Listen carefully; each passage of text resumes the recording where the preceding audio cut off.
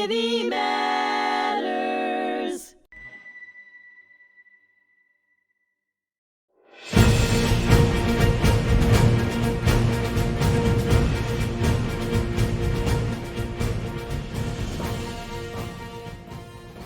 Welcome back here to the Fog of War and Humanity on hmTv. I got my special guest to the left of me, Colonel Jim Brennan, and we just got done speaking about some of his earlier experiences and some of his earliest moments in the military, in the U.S. Marine Corps. So, Jim, you make it through school, right? What's your first duty station? Was the artillery, right? 29 Palms. Where do you go after that? After I finished my basic entry course, officer basic course for artillery, I went to Camp Lejeune. Camp Lejeune's home and 2nd Marine Division, and I was assigned to 3rd Battalion, 10th Marines, and specifically to Hotel Battery. Hotel Battery at the time was a 8-gun battery, dual caliber, 4 105s, 4 155s. I ended up making my first deployment from there as part of Operation Desert Shield, Desert Storm. Initially, I deployed as a Marine Expeditionary Unit, Special Operations capable, to the Mediterranean, and then we were deployed into northern Iraq at the end of Desert Shield. So you're in the military at the very end of the Cold War. Then you're getting in there in the 1990s. So you're kind of that transitional period from that 45-year mission against the Soviets to now, like the last hurrah was almost like the Gulf War, right? For you bring up a very good point, because it was an interesting transition. When I initially enlisted in 1984, we're only talking 9 years after the end of the Vietnam War. And a lot of that tension still existed during that time period. I remember the Vietnam War vividly as a child, watching it on TV and seeing what was happening, plus having a family that was military-oriented. We got commentary from friends and family that had served that educated me in a way that I didn't understand at the time. What would you say some of that tension was? Well, I mean, first question people normally ask me after they found out I enlisted is why would you do that? And I looked at them and was like, I want to serve my country. Sure. And it was an anomaly. I mean, I had people that actually, after I got commissioned, when I tell them I was in the military, that and then I was talking about going back to school, and they said, for what? I said, well, for my master's degree. It's like, and they were like, you have a bachelor's degree? I was like, yeah. Yeah, I'm educated. Every officer has at least a bachelor's degree, unless they're battlefield commissioned, and then they have a time period where they have to finish their bachelor's degree. And a lot of Americans don't realize. They didn't understand that. It was a very dark moment from like 1973, 74, probably until Reagan got his feet under him, until about 82, 83. Well, it was a huge transition with Desert Shield and Desert Storm, because when we came back from that, we didn't get the reception our Vietnam veterans got when they came back. We were welcomed back. We were thanked for our service. Yellow ribbons. And that has continued. And I would like to think that Desert Shield, Desert Storm brought the maturity level of the nation to a point where they separated the statesman from the soldier, where the soldiers executed what they were told to do. It's the statesmen are the ones that sent us there. And righted a lot of wrongs, too. In Vietnam, that was very clouded. Sure. And the separation of the soldier from the statesman was not present. So I think it was a pivotal period, a transitional period, and one that made my service, more valued on the back end. When I first went in, it wasn't as valued. Now, you're a junior officer. What were some of your biggest challenges being a junior Marine Corps officer? I mean, military service is complex, and you have multiple dynamics. As a junior officer, you're trying to do your best you can for your troops, for the Marines that I was responsible for, and making sure they're trained well, that they're taken care of educationally, that they're getting the time that they need to take care of their personal business. It was an interesting experience learning how to create that balance. Also educating myself from a technical standpoint with my profession as an artilleryman. Artillery is not a simple thing, and becoming good at it was was time consuming. So the amount of effort I had to put into my job as a junior officer consumed a tremendous amount of time. Okay, now Desert Storm, you go over, you deploy to northern Iraq. I did. So were you in Turkey or? We got off the boat in Iskenderun, Turkey, and transitioned across Turkey to go into Zaku, Iraq, which is the Kurdish area of Iraq. How did they welcome you?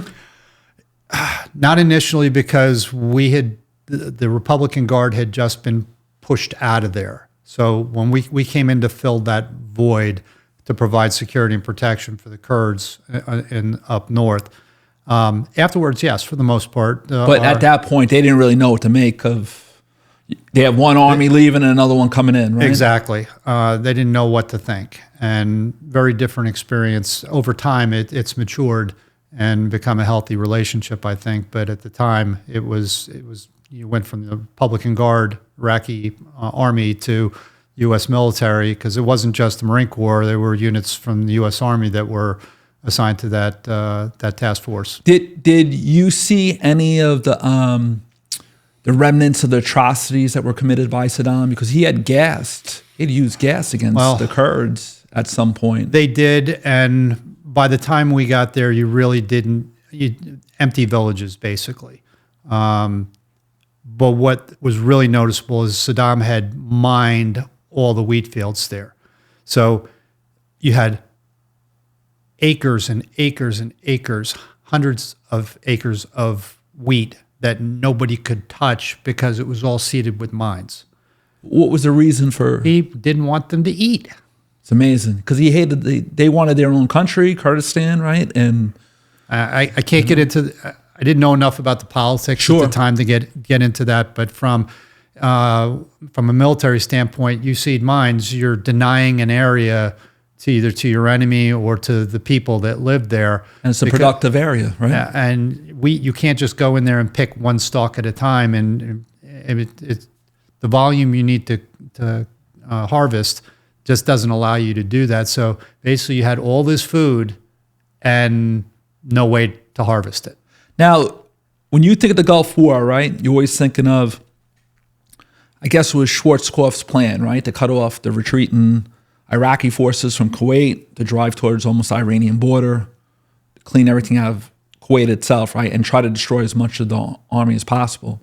You are kind of in a special area where you don't really know. I mean, you guys must have had some special forces guys with you, and we did. I had no interaction with them at that time. My special forces interaction didn't come until much later, in 2005. How far in northern Kuwait did you go? Did you go to Tikrit or Mosul? We got down to about the Mosul area, outside of Mosul. From Zaku, then we moved up into the mountains, then came down out of the mountains into the valley that Mosul is in. So we made it down to about that area. That was much of Kurdistan extends up into Turkey, and at the time there was the Turks and the Kurds were still fighting, and we'd be in position at night and you'd see a firefight. Amazing. They hated it. You'd see the green tracers going back and forth at each other. It was not U.S. military, because our tracers are red, but you'd watch the Soviet-made weapon systems, green tracers going back and forth at each other in the mountains and the hills off in the distance. There's a lot of irony there, because Turkey is our ally. You go from Turkey into northern Iraq. Sooner or later, now the Kurds are kind of welcoming because Saddam was so bad, just in terms of what you just said with the mines. You're looking to fight one enemy, but you're in the middle of a fight between two others. Yes.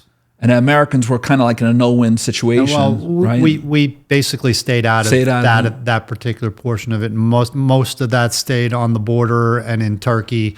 So we really didn't have an issue. From time to time, they'd shoot at us to see if we would fire back, and we were disciplined and didn't. So nothing occurred that would have escalated the conflict up there. Now, going through those mountains, did you guys get any resistance? Was there anything? No. I mean, the Republican Guard, for the most part, had pulled back, but they left surprises everywhere. So everywhere we went, you had to do mine clearing to make sure that you didn't hit anything. And my unit, we didn't hit anything. So you were pretty fortunate, right? We were fortunate. How far south do you guys go? We go about as far south as the line with Mosul. Okay.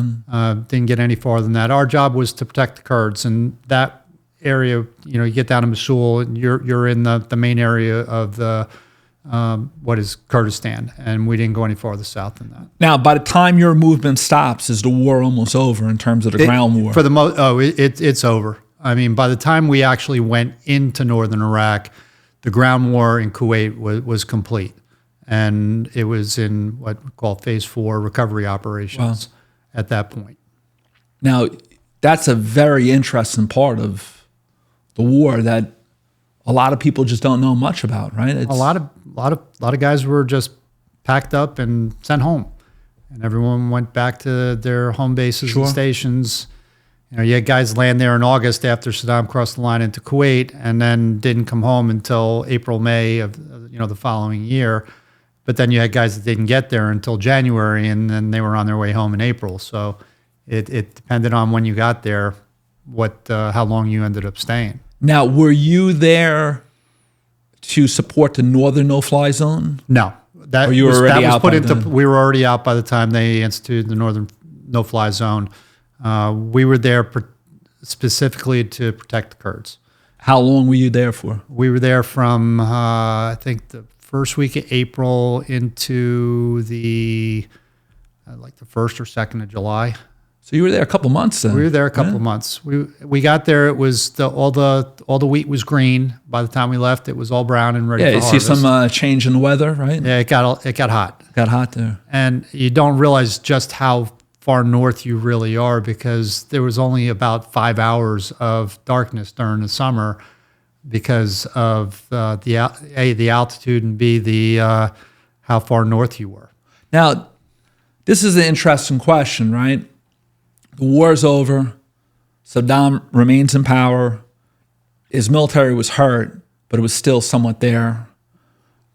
Did you see the Iraqi Republican Guard starting to sniff around in your area? Was there negotiations where they said, this is our land, we should be able to come up there, or they waited until you left? From my perspective as a lieutenant, I didn't see that. You didn't see those guys start coming up? I was the fire support coordinator for our unit, for the Marine Expeditionary Unit, so I tracked where everybody was, and I didn't see anything that from them trying to press to see what would happen. I think it was basically a line in the sand, and they stayed on their side, we stayed on our side. So they were smart enough to say, we're going to wait to reoccupy, right? Well, and they never did.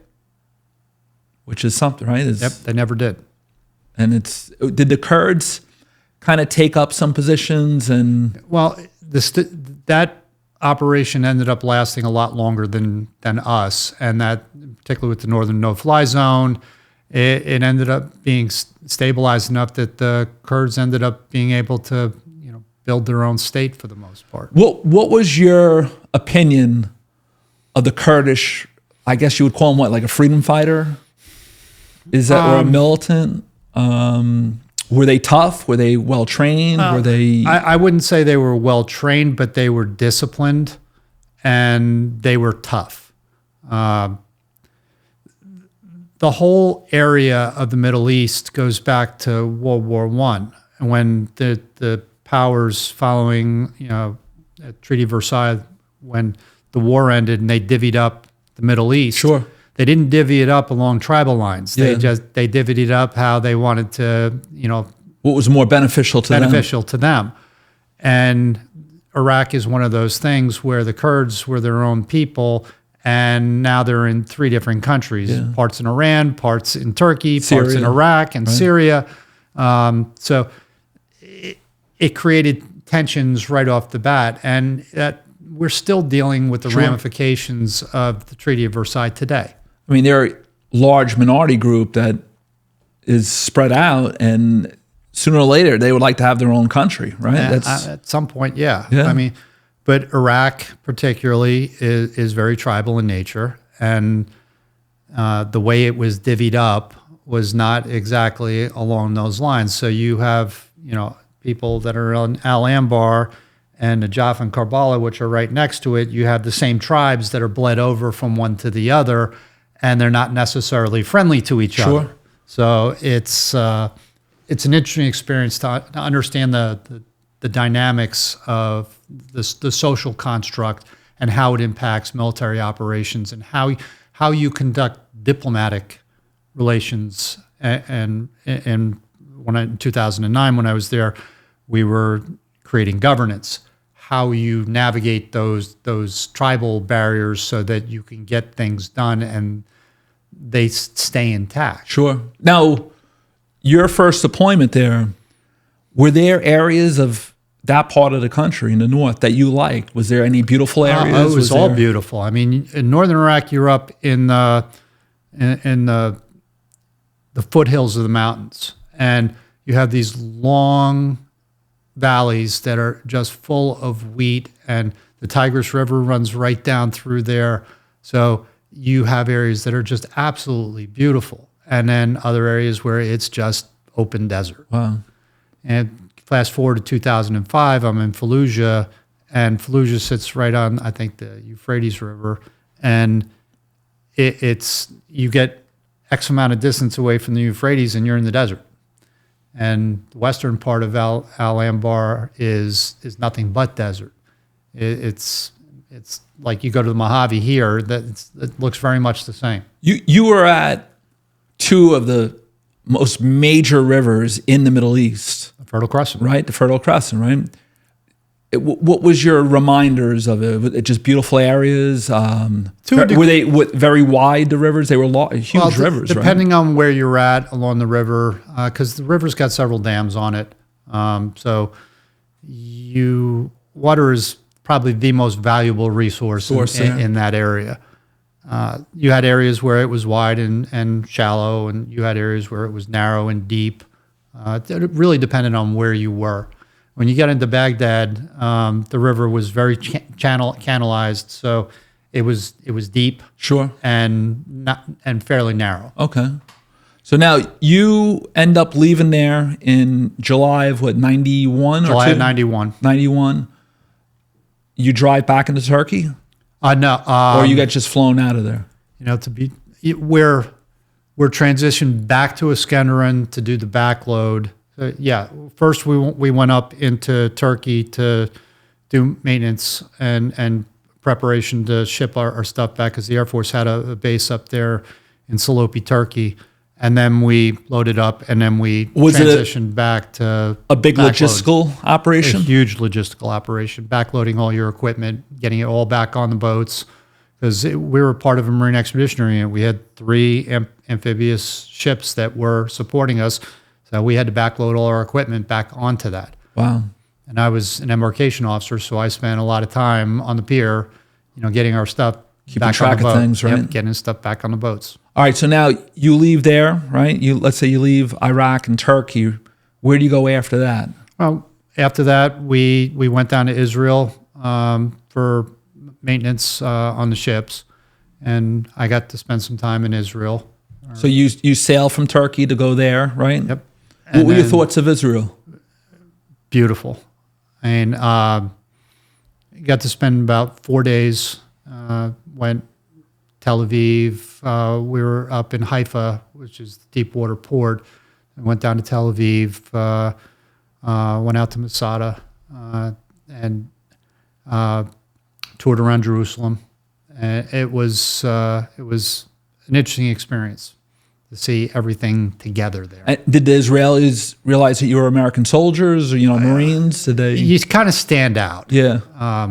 Yeah. High and tight haircuts. High and tight haircuts, and big, tall, white. You're skinny from being in the field, right? Mm. Exactly. So you kind of stand out, but they were very friendly for the most part. Biggest thing I had to get used to was everyone walking around with automatic weapons. Everyone's got an Uzi hanging off their back. It takes security a little seriously over there, right? They do. Yeah.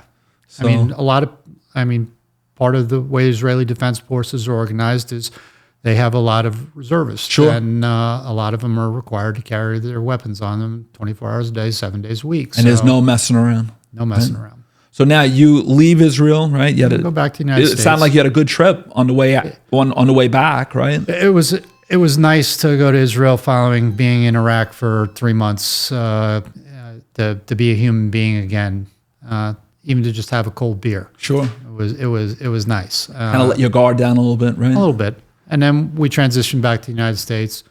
And I ended up going to Japan as part of the unit deployment program with my unit. And then I started progressing in my career. I was a captain and had my first command, and then moved up to Manpower and Reserve Affairs. Where did that command take place? My first command was at Camp Lejeune. At Lejeune. I was the headquarters battery CO for 5th Battalion, 10th Marines. Okay. And then from there, I transitioned up and to... that's battery seal, you're still with the artillery, right? Well, it's a headquarters unit, so I didn't have any artillery pieces. I had all of the support functions for the battalion. Okay. So I was responsible for the communications section, for the motor transport, for supply, for the armory. I owned all those pieces. So it's a big staff spot then, right? It's a command. Yeah. It's a command for a captain, but it's you provide all the logistical and administrative support for the battalion to operate. Now, did you like Lejeune? I mean, you were there probably a couple times, right? I was there twice. Grand total, I spent about 6 years there. 4 years my first tour, and 2 the second. And I like Camp Lejeune. Sure. My family lives in Wilmington and Richmond now, not Richmond, Raleigh now. But I enjoyed it. I mean, you're right down on the beach. I mean, there's a lot to like about that area. Good weather down there as well, right? Yeah, a little warm and muggy during the summer. But the winters aren't that harsh. It get cool out, but not. I mean, in 4 years there, I think I saw snow twice. Yeah. And it was gone the next day, so you don't see a lot of cold weather there. Now, after Lejeune, where do you end up at? I ended up at Headquarters Marine Corps, Manpower and Reserve Affairs. Where was that out of? At Washington, D.C., Arlington, Virginia.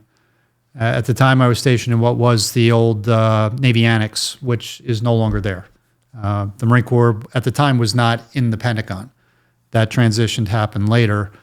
But I was only there for a little over a year, because while I was there, I went from being a reserve officer to being a regular commissioned officer. So because they weren't in the Pentagon, did you go back and forth there often? Not really. The job that I did at Manpower didn't require me to go over to the Pentagon very often.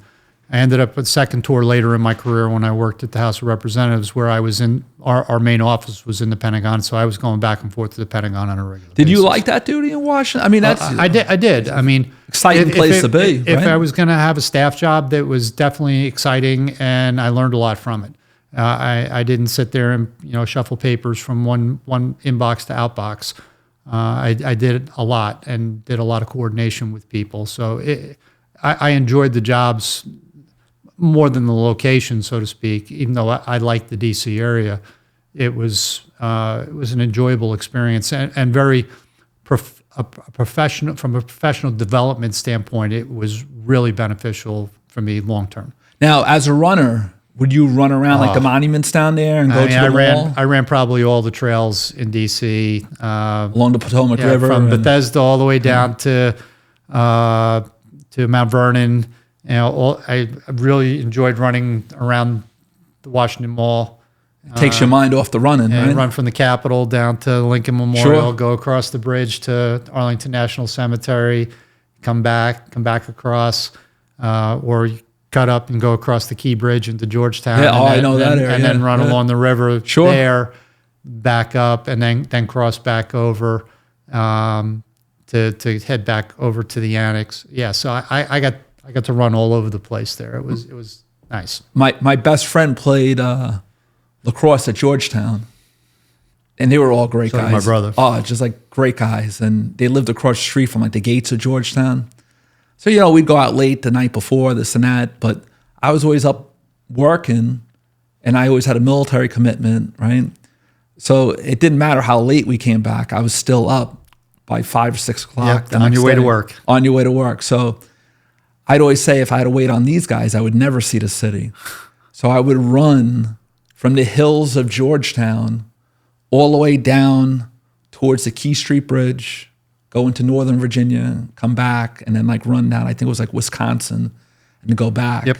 And it was just an unbelievable, it takes your mind off the run because there was a lot to look at. It was a great place. I didn't run through Georgetown a lot. I primarily stayed on the river paths. Sure.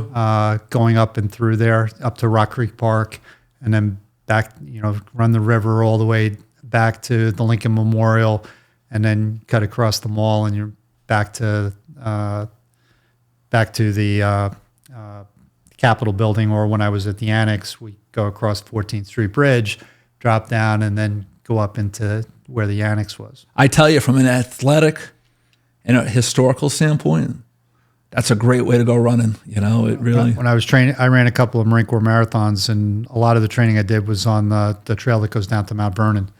So we'd run all the way down to Mount Vernon and back, 15 plus miles. You park your car at one of the stops, and then get out and you go do your run and come back up and then go home. But just running through the area, the history that's there is just mind-boggling. Just a great memory, right? It is. I lived in Alexandria, Virginia, which is by itself has tremendous history. Sure. Gatsby's Tavern, the waterfront, the torpedo factory. All these historical places that unless you go there, you don't even know that they exist. Sure. And Washington's home down at Mount Vernon. Arlington being close too. Yep. So, all right. So we're going to come back for our third episode with Colonel Jim Brennan here on hmTV and the Fog of War and Humanity.